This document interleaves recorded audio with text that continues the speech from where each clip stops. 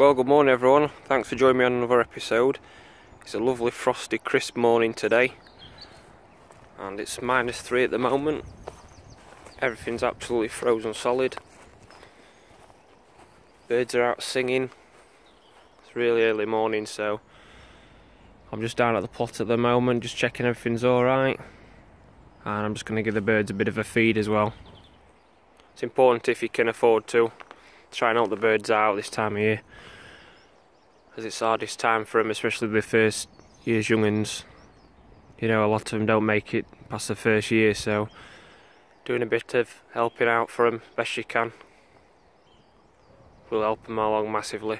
I'm just going to give them a bit of fat balls and a bit of suet, just to give them a bit of high energy feed. I've got a bit of variety here going off. I've got some of them high energy fat balls, got some dried mealworms, and I've got a bit of seed as well. As I say, it's great to see them on the allotment. I love seeing birds, you know, lovely dawn choruses when I'm down here early doors before work or late at night when they're about to go into roost. It's lovely to see. Nice little print there, courtesy of RSPB I got last year. A lot of them varieties, species of birds I do see down here, so it's lovely to see. As I say, if you can, if you can afford to do it, it's great. We spend millions and millions as collectively as a country on bird food for them, and I'm sure they appreciate every little help you can do, especially this time of year when insects and grubs and stuff are not so prominent as they would be in summer months. So anyway, I just thought I'd bring you a bit of an early morning introduction to the show, so I'll tell you what's coming up shortly.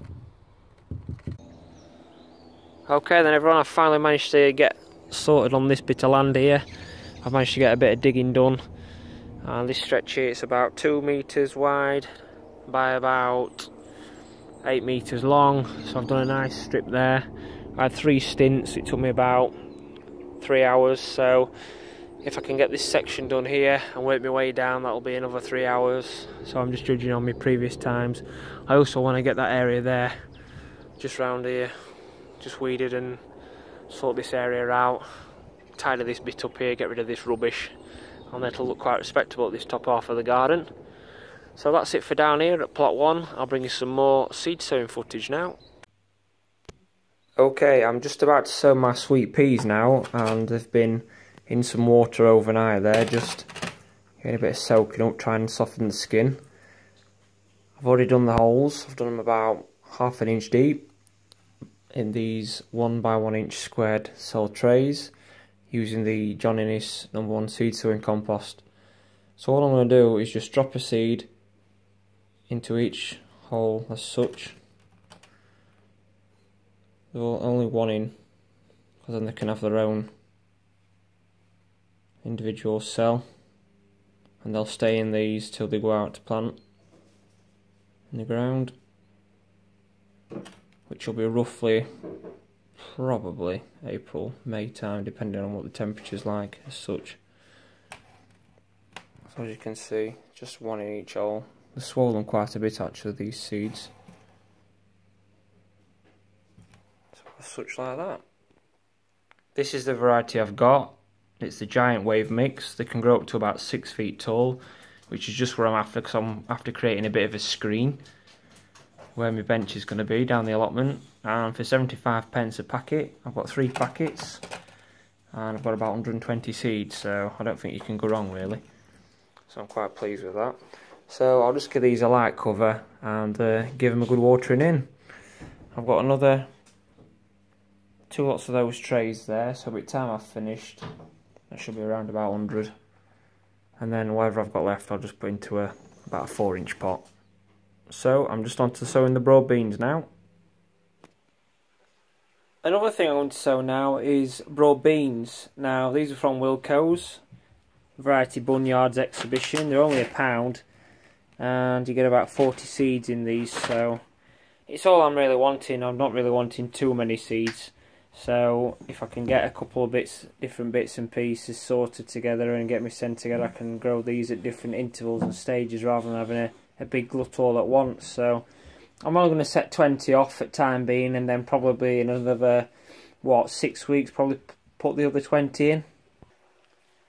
With the broad beans, then you just really need to grow them on their edges. What happens is you've got a bit of a scar there where a shoot will come out and act as like an anchor root, and then another shoot will come out from the scar and shoot up, and that'll produce a flower. So all you need to do is set them on the sides like such, gently push it in. You probably want them about 1/2 inch in, I think that's plenty myself. And then just top it up if need be, give them a good watering. And these can actually go in an unheated greenhouse as long as there's no chance of frost, because the broad beans can go down to a temperature as low as about 2 degrees. So by putting them in there, you'll also free up some space if you've got other seedlings or seeds that you're wanting to get sown, which can stay in the house.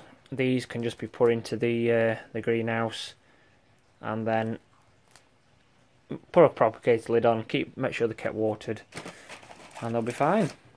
Just let nature and hopefully the temperatures improve and take its toll from there. So yeah, I'll just top those up.